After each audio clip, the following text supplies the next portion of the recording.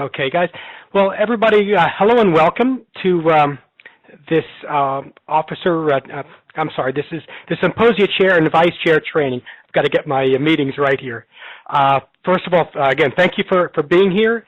Unfortunately, we don't have lunch provided, so you'll have to do lunch on your own this time. And what we're going to go through is about 15, 20 slides that will just describe the process that you have to, let's say, follow, or the guide that we recommend that you follow as you get ready for your symposia. So, Jacob, do I have access to move the screen around, or is that for you to do? Do you have access to that? I can go ahead and move it. Fantastic. Okay. And so also, everybody, if you could, right now I don't hear anybody's, any feedback, so that's great. But if we find out that there's some feedback from somebody's line, we'll just ask you to mute it. That will keep the recording clean for anybody that needs to review this again. Okay, so now a lot of these slides are going to be self-explanatory, and I'm not going to go through each item on here. You can read just as more quickly than I can, in fact, speak them out to you. But there'll always be an issue about questions about some of these that you have. So I'm going to try and, let's say, fend off any questions before they arise. That way you don't have to worry about asking them. But if I don't cover something on the slides, just let me know or just ask the question. Okay, feel free to unmute yourselves. Okay, with that, so here it is. We're symposium officers. I'm sure some of you have been that before. For those of you that are new to it, welcome. For those of you that are old to it, well, now you can see if there's anything's changed since the last time we've done this. So what we're going to do here is we're going to go over the deadlines. There are some of these deadlines have to be strict, and you'll see, when these deadlines come along, the more the closer we can stay to these deadlines, the easier life is going to be for you. So that's what we're going to do first. We're going to go through the deadlines. Then we're going to go through each of the officers' responsibilities. There are two officers, and there's also the reviewer. So we're going to go through a bit of that for each one of those persons. There is a paper trail review process.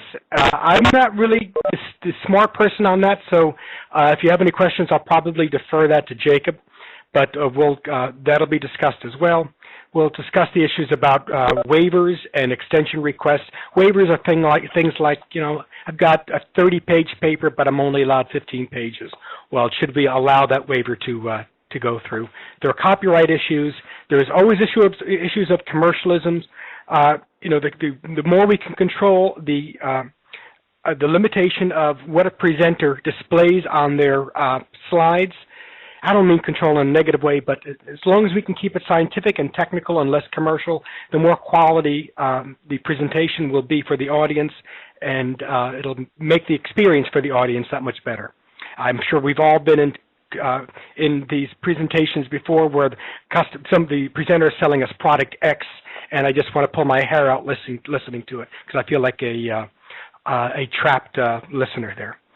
And some of the other things we're going to talk about. So again, there are common pitfalls, etc. So we're going to go through some of this or all of this in each slide. And again, anything that I don't go over or Jacob and I don't go over, please ask because this is an opportunity for us to get all the information, or as much as we can of the information conveyed to you about what you're expected to do. Okay, Jacob, look, I know we've got about 15 slides. I think it took me 5 minutes on that slide, so that's about 75 minutes. Geez, I hope I don't last that long. Okay, here are the deadlines. We're going to just give this to you up front. Okay, we've already opened up the abstract submissions. You've got about 2 weeks left before the deadline ends. Okay. After that, you've got about a month's time, about 28 days, to either accept or reject the deadlines. That's, of course, for the symposia chair. You've got another month thereafter to set up your reviewers.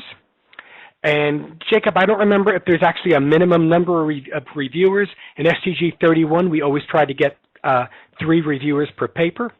If we couldn't get 3, the chair or vice chair would substitute in, or we'd find somebody outside the group for that.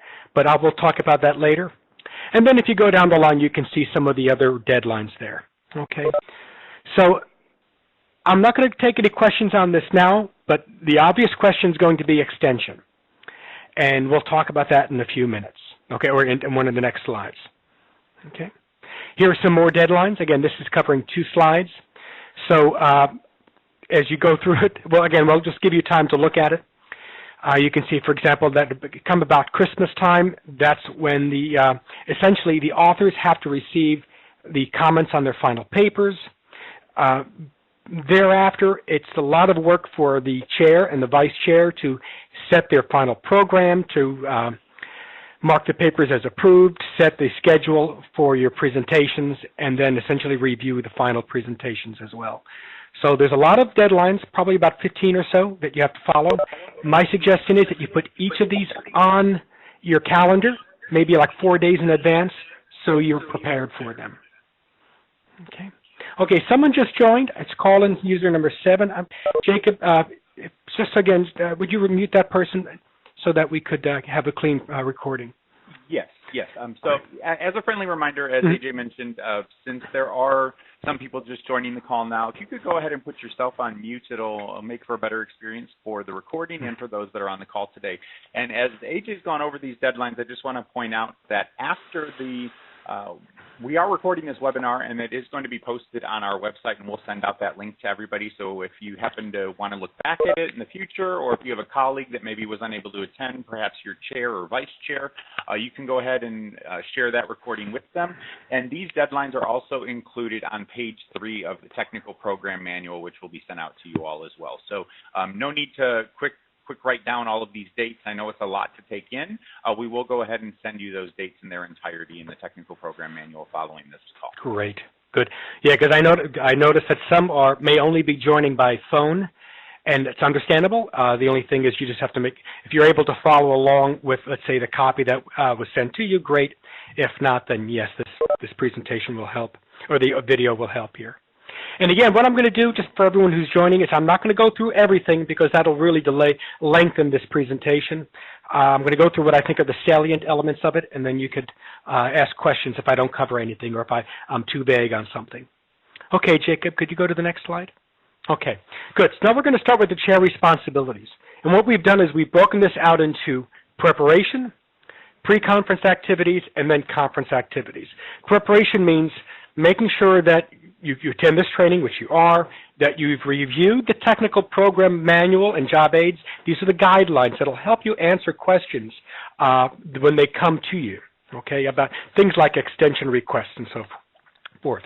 The other thing is get a good working relationship between the vice chair and the chair so you have good communication between the two, and there's no unexpected surprises as you go through your pre-conference or even conference activities. Now, with respect to the pre-conference activities, you can see there are about 7 items there. Again, there's the abstracts you have to accept. Of course, there's the schedule that you have to design and submit to the to NACE, and a few other things there that you may want to look at. Okay. The other thing is, with respect to conference activities, I can't stress this enough times, especially since the food is always good. Attend the speaker's breakfast. That does 2 things for you. One, it allows you to catch up with anybody that has not submitted their bio. So you're not standing there wondering, okay, what do I say about this guy? Or holding, let's say, a sheet of handwritten paper at the last minute trying to figure out what this person's background is. So if there's anything missing, that's a great opportunity to get it from that speaker. And also encourage encourage strongly for the speaker to attend as well, just to go through any of the last-minute discussions about it. And of course, your responsibility is to manage the symposia. And there are a few issues about managing the symposia that will be discussed on the next slide, and in later slides. As with respect to vice chair, once again, same idea with the chair. Review the technical program and attend this training. That's what you're doing. And then you've got a smaller list of activities for pre-conference. You see them there. And lastly, attend that speaker's breakfast as well. I tell you, it's a great breakfast. I know I wouldn't want to miss it. And also, you can find out if any of your presenters has updated their slides, because you're the responsible for whatever it is that they've resubmitted after the deadline. Okay. Okay, great. So let me stop. Any questions? Since all of you are probably chair and vice chair, any questions from either of you about what the responsibilities are? No, I realize we're just throwing this at you. So if you want to take a look at it and review it and then come back to us with questions, that's fine too. Okay. Or you can even chat it to me or to us. So I'll keep my chat window open here in case you want to chat something as well. Yes, and as AJ mentioned, if you can't chat to him directly, you can send the chat to me as the organizer of this meeting, and I'd be happy to read them. Or if you'd like, you can go ahead and unmute yourself just to ask the question, and then we would just ask that you remute yourself for the recording. Okay, great. Okay, let's go to the next slide then. I think that's the reviewer. Do I have that right? Yes. Reviewer responsibility. Now, we probably don't have any reviewers on this call, but nevertheless, this is good for the chair to know. Okay. Again, the reviewer should be aware of the information in the technical program manual. It'll give them guidelines as what they can or cannot ding a presenter for or an author for. And also, there are about a half dozen things that they should review the paper for. Again, accuracy, of course, is important. New information. The goal of these symposia and these papers are to provide something new, not to rehash old information. So make sure that the reviewer is aware of that. Readability, clarity, and formatting, that stuff's also important. Now, you know, at the bottom, we say that the reviewers are not responsible for grammars and typos. We recognize that many of the authors, not just some, but many, have English as a second language. And there really is there is no backup to the reviewer. And Jacob, of course, correct me if I'm saying anything incorrect here, but there's really no backup in our structure to correct for grammar and typos. So what we recommend is that if someone has an ESL, if someone is writing a paper and there are some serious flaws about how they have written it, that you suggest that they go back to any editor they have in their own company to help out with that. Now, admittedly, I have rewritten papers for ESL folks, and that probably wasn't the smart thing to do, but nevertheless, I thought it was important because I wasn't sure what else was available to me, but that's not necessarily a responsibility or the reviewer's responsibility. Jacob, this is a big important issue. I'm not willing to let it go just by my comment. Did you want to include something here? Yes. So as AJ mentioned, the responsibility of the reviewer is for the technical and scientific accuracy, not for any sort of grammar or typographical issues. So it is recommended that if there is a need to revise the grammar, that you can include those comments to the author in the comments box within the paper trail system. They're suggested to seek out any resources that they might have within their company, within their university, or with their peers, but that is not one of the formal requirements of the reviewer's process, and it is also not the responsibility of the chair or vice chair. If there's very high-level guidance that you'd like to provide, please feel free to do so.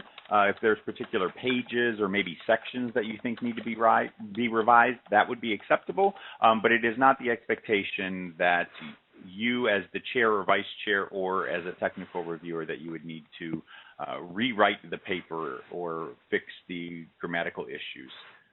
So if there's any questions about that, please feel free to reach out to NACE staff, but that is the policy moving forward. Good. Okay, great.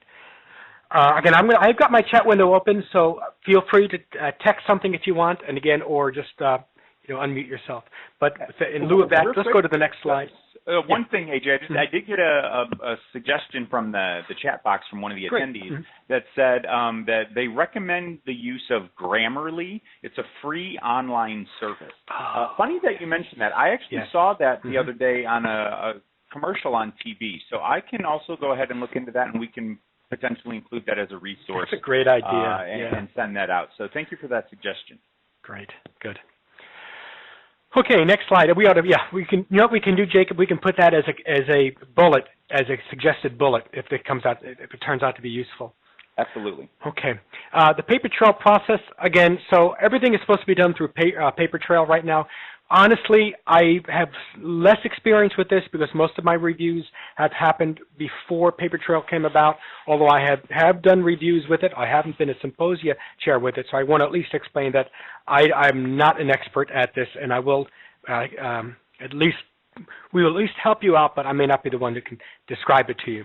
Nevertheless, the this is where we're going to do our work. And I think rather than me just trying to wave my hands and go through the slide here, Jacob, either you can go through it or we can actually show paper trail if that's the better way. Sure. Okay. I can go ahead and speak to this at a high level. We do, on the volunteer resource site, we do have an actual step-by-step video tutorial that walks you through the paper trail system. So I'll spare going through the system now because that would cause us to run over quite a bit. But there are video tutorials that show you step-by-step how to go through and complete the review process. Great. But, as AJ mentioned, the abstract review process is going to, or the abstract submission process is going to close May 13th. And then you'll have from May 13th to June 10th to go ahead and complete that process. So there's going to be two key data elements there for you to participate or to utilize in your review process. There's going to be the body of the text of the abstract, and then there's going to be a secondary question that asks how this work that you're attempting to submit to present and publish is going to contribute to the advancement of the corrosion industry. Yeah. And we're really looking at that new data point to help the chairs and vice chairs make the determination of what is new content versus what may be repurposed or being reutilized from a past presentation, because we're looking to advance the body of knowledge and to grow the repository of resources that's going to really help advance the industry. So chairs are expected to look at both of those, the abstract text as well as the author's response to how this particular piece of work will contribute to the advancement of the industry, and that should be used in the determination of who should be accepted and rejected. The other thing that I want to touch on is the abstract process for alternative abstracts. So many times we get a chair that contacts NACE staff that says this is a really well-written abstract and it definitely should be moving forward to be presented at conference next year, but this doesn't exactly align to my session. Perhaps the author clicked the wrong submission button. They clicked the one above it or below it rather than the one that they thought they were submitting to. Or, you know, maybe it's just that the abstract won't fit in their session, but there might be a complementary symposia where it would fit. For those particular abstracts, this is a key piece, so please make sure you keep this in consideration next month when you begin that review process, is that if there is an abstract that you'd like to keep or you believe it should not be rejected, but it should go to an alternative symposia for consideration, email the document number to papers@nace.org. So the document number, you'll see it in Paper Trail. It'll always start out with the preceding C, and then it's the year. So this year, it will be C2020 followed by 5 numbers. That's the document number. If you can send that document number to papers@nace.org, we'll go ahead and compile all of those abstracts on a list for alternative symposia so the chair and vice chair can consider them for inclusion in their presentation or in their symposia list of presentations that'll be offered next year in Houston. So do not accept or reject that particular abstract. If it's an abstract you'd like considered for an alternative symposia, don't take any action on it. Just let us know. And then my colleague, Ashley Zuno, our conference coordinator, she'll go ahead and she can make that transition for you so it'll be transferred out of your symposia. Just one more quick note, approval process and comments. In order for comments that are given by the reviewer to be transmitted to the author, the chair or vice chair must review the comment and take action on it. So I think that was one of the misconceptions of why some of the feedback hasn't been getting back to authors in the past, is that the reviewer, when they hit submit for their feedback, it is kind of put in a holding area for the chair and vice chair to review it to make sure that the content of the recommended edit or feedback is in fact appropriate. So please make sure that you're checking that on a regular basis.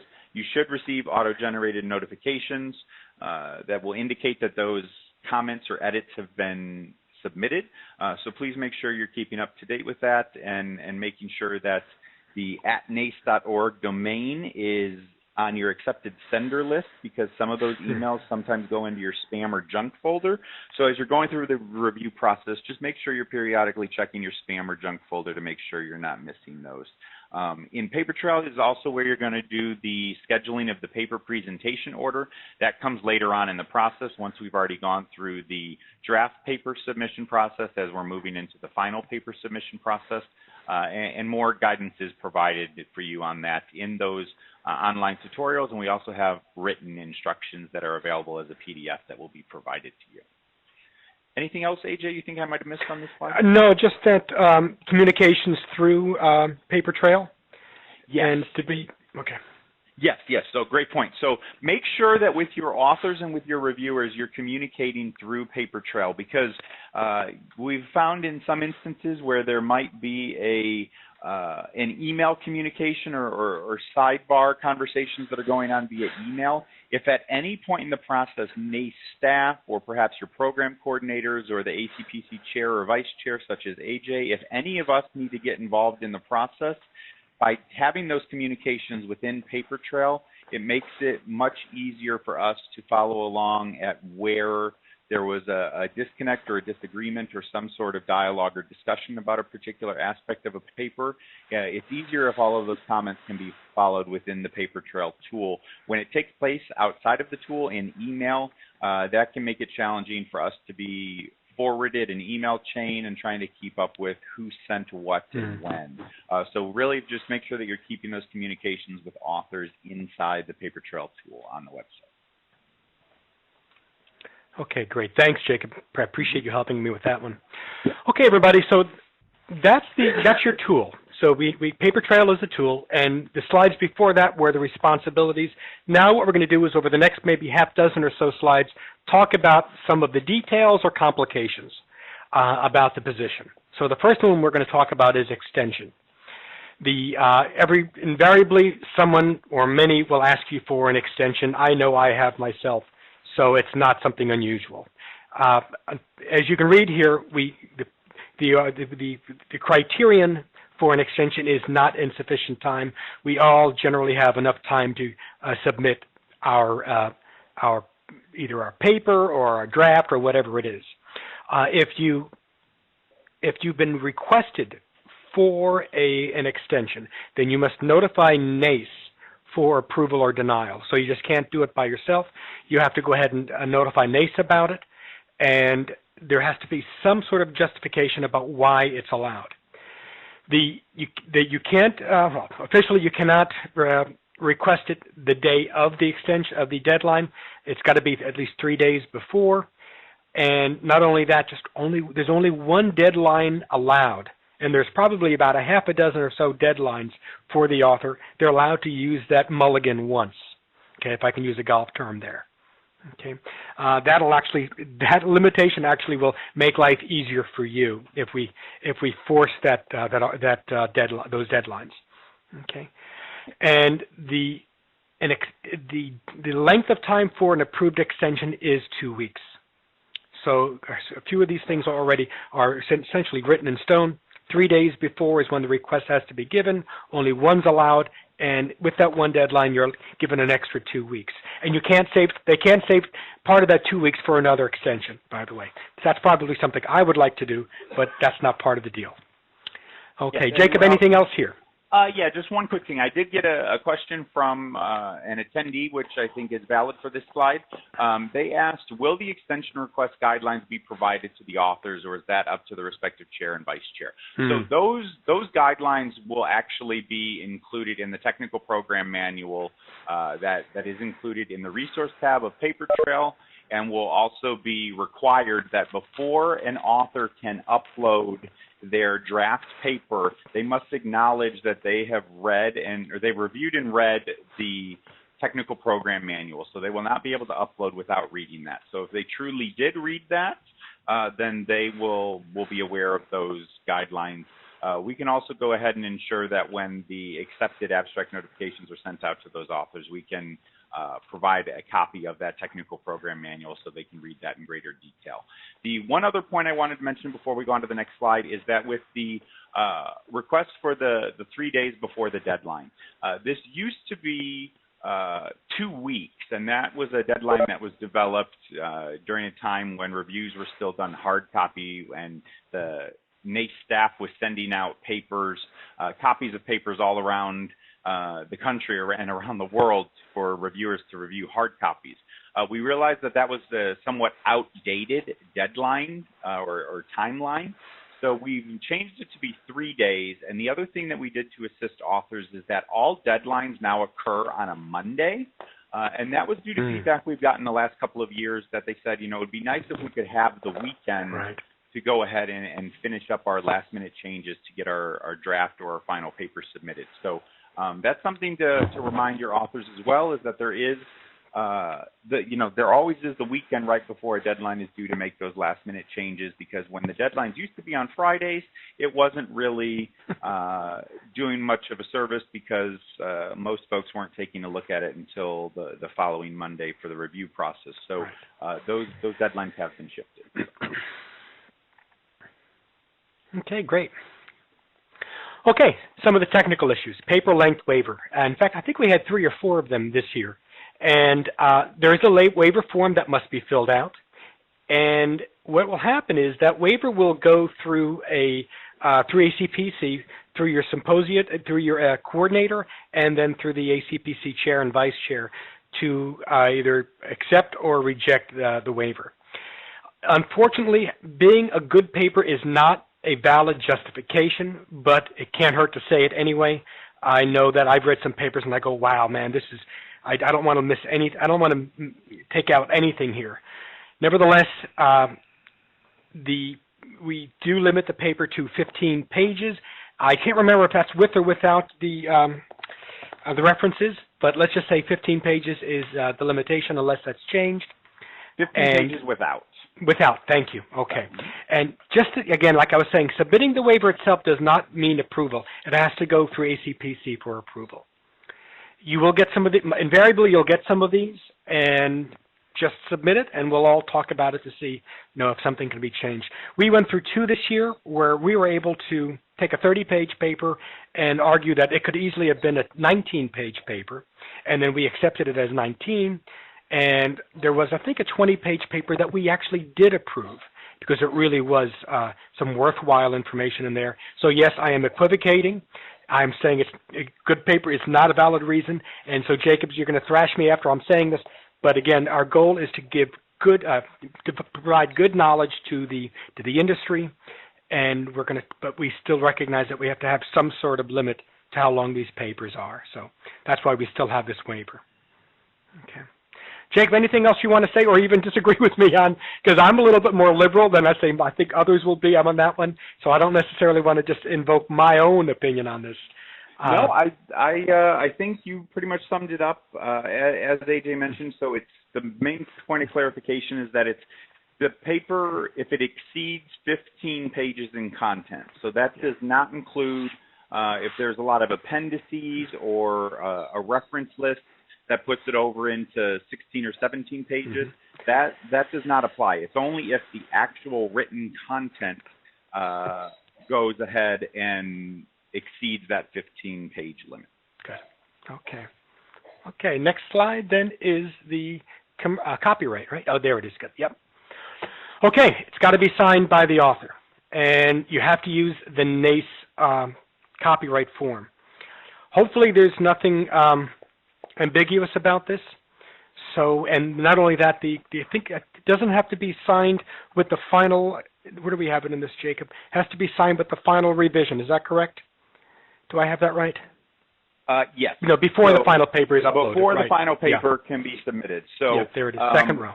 And this is guidance that we provide to the authors as well, but please encourage them throughout the review process to get their copyright signed. Year after year, we still consistently have authors that don't ask their legal department or their department head for sign-off on the copyright until the very last minute. We really encourage that process early on, especially with larger companies where there's larger legal departments and there could be some red tape that needs to be navigated. It's important to get this process started as soon as possible. So please encourage them to do that in your communications with them as well. The one other point that I want to make is that the current copyright form has been in existence for quite some time, and we've gotten some feedback from several companies that have indicated some questions or concerns with this copyright form. So we at NACE have actually been working with our publications department and our legal team to do some benchmarking with other peer organizations to look at their copyright forms and looking at the feedback we've received from some of the large corporations that have issues with sections of our copyright. And that copyright form is currently undergoing revisions and should be finished up over the summer and will be made available for the Corrosion 2020 authors by August. So once that information is available, it's going to be posted to the Paper Trail portal so it can be completed. And I will also send out a notification, or my colleague Ashley will send out a notification to the authors as well as the chairs and vice chairs to let them know that that new copyright form is available and in the system.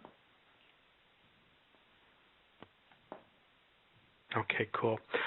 Okay, next one, commercialism. Okay, what is it and what's allowable? Okay, what's allowable is the first line. One reference is allowed on the paper or presentation. That includes a trade name or company name or product name or logo. Okay, so it could be, generally it's either on the first slide or it's the last slide. Now, it doesn't necessarily mean that in an image, let's say in the middle of the in the middle of the presentation, that there's a truck there that happens to have Lindy gas on it or something. That's different, so long as it's not an obvious promotion. Things like that are more incidental. Okay. Now, with respect to alloys, because this actually is something that is a technical challenge, well, ACP does have an approved list of common alloy names. And so if someone is going to use an alloy, a trade name for an alloy, they are required to go through they can see the resource tab in Paper Trail where they can see what names are allowable. This has a net effect also of standardizing the names that are used in NACE papers. So that actually becomes this allows us to have a more consistent way of presenting our way names or alloys are presented in this NACE body of papers. Okay. The papers should be reviewed for the intent by the reviewer and also the symposia chair. Does it read like an advertisement? That is a death knell, I think, to our symposia if we have these advertisements, because you have a captive audience and you feel like and you're spending all this money not only on the symposia, but also the conference rather, but also in trying to read these papers. And if you find that someone is just promoting their new product, that's galling, at least to me. So make sure you the reviewers review this for intent. And lastly, this is the symposia chair. This is the uncomfortable part, but you have the ability and the responsibility to interrupt or stop a presentation if a presenter is in violation of this. And actually this year, I think we had this at least once. So kudos to the person who felt that it was important that they kept this thing on a technical level, but nevertheless, it's something that you guys have to be mindful of, because you're the ones responsible for giving the people in the audience a useful and worthwhile symposia that's worthy of their time that they're spending there. Okay. I don't know if there's anything else I can say about this, Jacob. If there's anything technical or details that I missed, feel free to do it. But from a scientist and an author's perspective, which is me, this is actually something I'm less liberal about. I'm much more conservative about this than, let's say, paper length. So that's my opinion on this. Yes, and the one piece I do just want to note is that we do have additional guidance on commercialism in the technical program manual, so that will be distributed with the copy of these slides. Great. Excellent. Thank you, Jacob. Good. Next slide should be some pitfalls. Yes, lack of communication. Communicate with your authors regularly. That lack of communication leads to delays and unexpected surprises. So be in contact with each and every one of your authors so that they know what's expected of them. Fast approaching deadlines. Put these on your calendars. Have the authors put them on their calendars.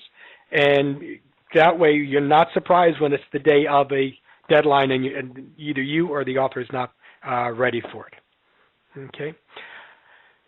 Time management, of course, is something that I don't have to go through. Everyone, we deal with this at work, but there's no difference in this responsibility. Got to make sure that we have time scheduled to review the papers or to take care of the NACE responsibilities that you've taken on.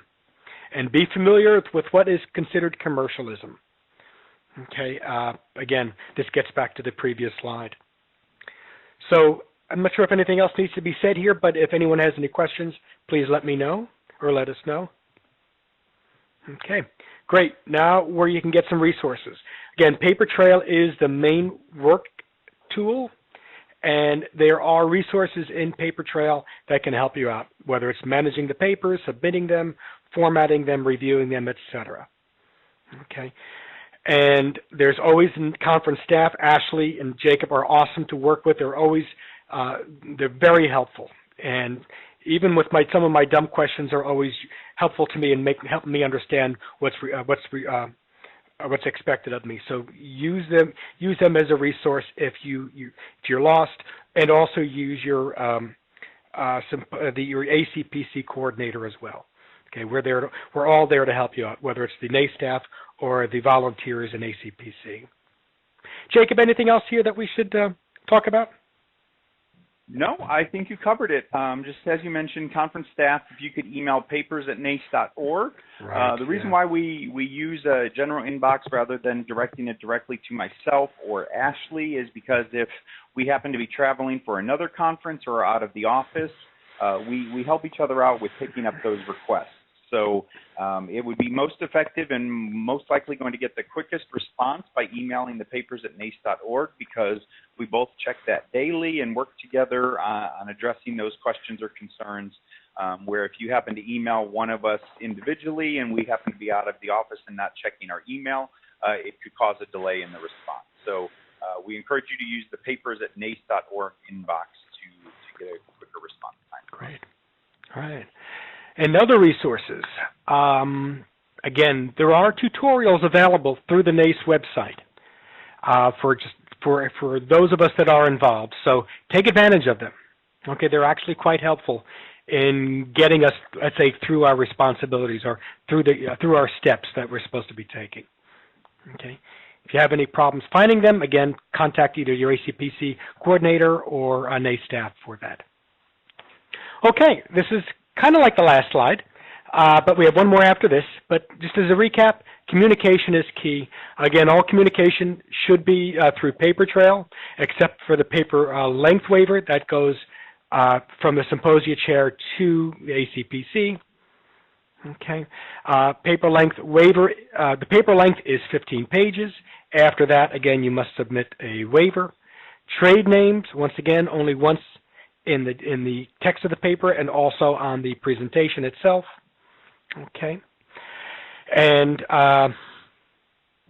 yeah, I think that just covers it. Just the last one is just that the authors must confirm that they have read and understand and agree with what's in the program manual rather. And again, it's justifiable for you to hold them accountable for what the responsibilities are. So let me see if there's anything, Jacob, anything on that? I guess not, because you've already moved on. Always feel free, yeah. Okay, last thing. Hang on a second. Let me just get rid of this. Last thing, when you're on site, speaker's breakfast. I already explained why it's important. Chairs, you really should be attending this thing. You eliminate a lot of problems that may occur in the symposia itself, especially those bios. Okay, speaker ready room. Vice chairs, you need to find out if your presenters have resubmitted their slides. Just to give you an idea, I think there were 500 presentations this year, Jacob. Do I have that number right, 470 or so? Or do I have that wrong? Yes, there was about 400 and I think 465, I believe. Good. And I checked with the media company. 130 presentations were resubmitted. So that's about a third to a quarter of the presentations will be resubmitted the week of the conference. So it's the vice chair's responsibility to make sure that those who do revise them have come to you and have requested that you review what the changes they've made. Okay, and of course, from a symposia chair perspective, you keep the authors on track with the allotted time: 20 minutes for presentation, 5 minutes for questions, and be vigilant for commercialism, which is our responsibility to the audience that we are keeping this a technical conference. Okay. Okay. Submissions, for those of you, especially Vice Chair, that will be taking over for the Chair, just be aware that you have submission deadlines so that you can have a symposia in the outlying years. Okay? So you have until 2020 for a symposia in 2021. So January 21st, 2020 is when you have to submit a topic, or you have the official submission in, so you can be part of Corrosion 2021. Okay. And just one other quick thing. I know it says it there on the slide, but I just want to reinforce the fact that the submission process used to include hard copy submissions forms. Right. Those are no longer used, so please make sure we're going to go ahead and send out a link to a website to submit the form electronically. That's going to be sent to all current symposia officers as well as STG officers. So, and it'll also be posted on the NACE committee workspace. So, for those of you that use NACE committee workspace on a regular basis with the technical committees and developing standards, the link will be posted there, and then we will also send it out via email. So make sure that you're connecting with your colleagues over the summer, or perhaps if you see them at other area or topical conferences, or perhaps at CTW in the fall. Make sure that you're discussing what those future topics might look like. And as AJ mentioned, January 21st, 2020 will be the deadline for us to receive topics for Corrosion 2021. And then I also, just for long-term planning, I know that it gets a little bit ahead of ourselves, but I did want to let you know what those submission deadlines will be for Corrosion 2022 as well as Corrosion 2023 for those of you who like to participate in more longer-term planning. Okay. All right, the last slide. Successful symposia. Well, each of you are key to providing a successful symposia. Hopefully the responsibility slides at the beginning, plus some of the other resource slides, will help you get there. Please be mindful of your deadlines. Keep everybody on track. And thank you very much for your time and work. Okay.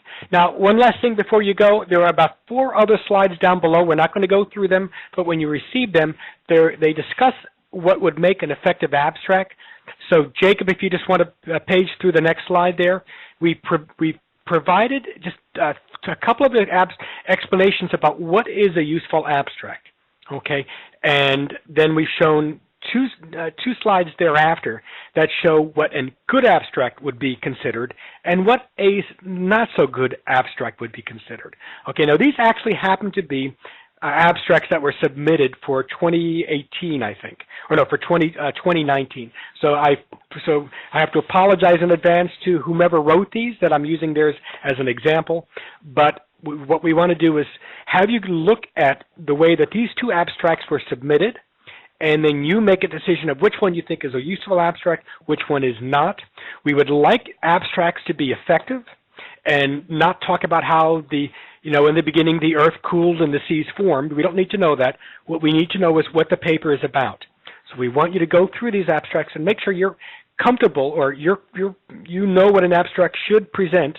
So when the authors come to you with their abstracts, that in fact you can evaluate it as whether or not what they're presenting is going to be useful, and also what they put in the paper itself is an effective abstract. And why we're doing this? Well, we want the abstract to be, essentially, that's kind of like the facade, the face, or the paper itself. And we want all NACE papers. We're striving for all NACE papers to be technically effective. And the first place we can start is on the abstract. So with that, I'm going to stop. And if there are any questions, this is a great time to ask. Otherwise, we'll let you guys get back to work. Yes, so we, as AJ mentioned, if you have any questions, please feel free to send them in the chat box now. AJ, we did get a couple of questions I'd like us to discuss since we have just a few minutes left. One of the questions was, who has the final say of where a symposium paper is placed? It seems that every year there are many papers presented in other symposia that I feel should be presented in a different symposium. Yeah. I think Jacob, you and I are both going to have to answer this one. What I can tell you is what we see from an STG standpoint. And then, Jacob, you can do it also. If I've missed anything, then you bring it up from an ACPC standpoint. From an STG standpoint, if we're staying within the STG, I think the chair and vice chair there need to make sure that that the symposia are clear in terms of their scope and topic. So if it's not clear, for example, let's take SDG 31. That's the one I'm in. We've got 3 symposia that deal with sulfur. Well, then how is the presenter to know which is the best symposia for that? And so that's, I think, so what I'm saying is the organization has to begin at the very beginning, at the STG level, that we're being clear about what topics are in which symposia. After that, if something is submitted to their specific symposia and the STG chair accepts it, well, then that takes that out of the running anyway. If you're asking about whether or not that should have been accepted elsewhere, then I don't know if I have a good solution for that. So let me stop there and make sure I'm answering the right question.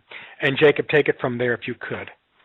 Okay? Or if I need to continue, let me know. Okay. Sure. No, I think that, the guidance you provided is appropriate, and I think that that's where it's key for the chair and vice chair to be in communication with each other to determine, is this exactly appropriate for our session, or should it be considered for a different symposium? Yeah. So that responsibility at the end of the day falls to the chair and the vice chair for the symposium in which it was presented. Yeah. We have a few other questions. One of the questions is, can an abstract be returned for revisions, or can issues be fixed at later in the process, say grammar, incomplete sentences, or technical clarification in the submitted abstract? So the thing that I'd start with, and then AJ, I would turn it over to you, is that there really isn't a revision process for the abstracts. I do want to note that we don't formally publish the abstract, right. So there definitely can be changes made. When you go ahead and accept an abstract, you can provide feedback. So if that's feedback that you want to give them as guidance as they start to draft their paper over the summer, you can definitely include that feedback there, but there is not a formal revision process for abstracts when they're submitted. Yeah, ditto. The only thing I might add is, and I really don't necessarily need to, is that you provide comments to the author saying, we accept it, however, make sure that your abstract is more succinct and to the point in the paper itself. That would be something that I would do. Okay. All right. A couple others. There was a question of if these questions or if these dates and deadlines apply to the student poster session. That's a great question. The information that AJ and I went over today only apply to technical symposia. Right. The dates and deadlines for the research in progress, research topical symposia, and the student poster session, there's a different set of rules and deadlines, and Ashley and I will be working to send those out to the appropriate parties in the next couple of weeks. Those call for abstracts typically open up in July and August for the research sessions and for the student poster session. The student poster session abstract process opens in August. That coincides typically with the standard academic school year. So more information will be sent out on this. So today's session was specifically for technical symposia sponsored by technical committees within NACE. A couple other questions. There's one, this is actually a good one. So there's an individual that indicated that they are the chair of one symposia and the vice chair of another. And there was a request to make sure that we don't schedule them on the same day. So that's actually, then there's some guidance that's in I believe it's in the technical program manual that, or it's definitely in the ACPC operating manual, that an individual should not serve in more than one role per conference cycle because of the demanding schedule and the responsibilities of each role. So you should actually only be serving as a chair or vice chair of one symposia at Corrosion, and should work together with your colleagues to identify an alternative individual to fill the other vacancy that you choose to not fill, just because that is a good point for clarification, that you should not be serving as a chair or vice chair for more than one symposia during a conference cycle. As AJ went through all of those responsibilities, it's a lot. It seems like it might be easy to do, but there's definitely a lot of work that goes into the planning process, really starting starting in the next couple of weeks with the abstract review process. So please work with your colleagues in your respective committees to determine where there might be an availability of somebody else to serve in one of those officer roles, so it doesn't burden either of you too much with your time leading up to the process. One other question I received was, are submitted papers reviewable to all STG groups or only the ones that they are submitted to? So abstracts submitted through Paper Trail are available for review from the symposium chair and vice chair, as well as the ACPC members. So that would be the program coordinators, the associate program coordinators, and then also the ACPC chair, vice chair, and past chair, as well as NACE staff. So the papers are not distributed to all STG groups during that review process. That's not something that we have been doing at this time, and it would be somewhere around the ballpark of almost 900 abstracts if we were to submit that for everyone to review, or to distribute that for everyone to review. So that's not something that is currently that we practice at this time. All right, that's all I received in terms of questions. AJ, do you have anything? No, that's it. Just again, if you run into any problems, let us know, and or let your your ACPC coordinator know, and then we can help you out from there or assist you from there. So good luck this year, everybody. Hope you have a successful symposia. Yes, good luck, everyone. And as I had mentioned at the beginning of this call, the slides from today's session are going to be distributed along with the technical program manual and the job aid. And Ashley is going to be working to send out Outlook invitations. We actually received a recommendation at the in-person training that took place in Nashville last month, that it would be really beneficial for the chairs and vice chairs, as well as reviewers and authors, to receive Outlook invitations with the deadlines that were highlighted at the beginning of this presentation. So those will be sent out from the papers at nace.org inbox. So keep a lookout for those in the next couple of weeks, that those invitations will be sent to help keep you on track with your calendar. And then we do send call for abstracts. There have been some emails that have gone out to promote the call for abstracts, and then once those authors are accepted, we will send out communications leading up to the deadlines for the important milestones to make sure that they're submitting their draft paper, their final paper, and their PowerPoint presentations. But if you have any other questions, please feel free to reach out to NACE staff at papers@nace.org. And we appreciate your support in making Corrosion 2020 a huge success. So thank you, everyone, and have a great day. Bye-bye, everybody.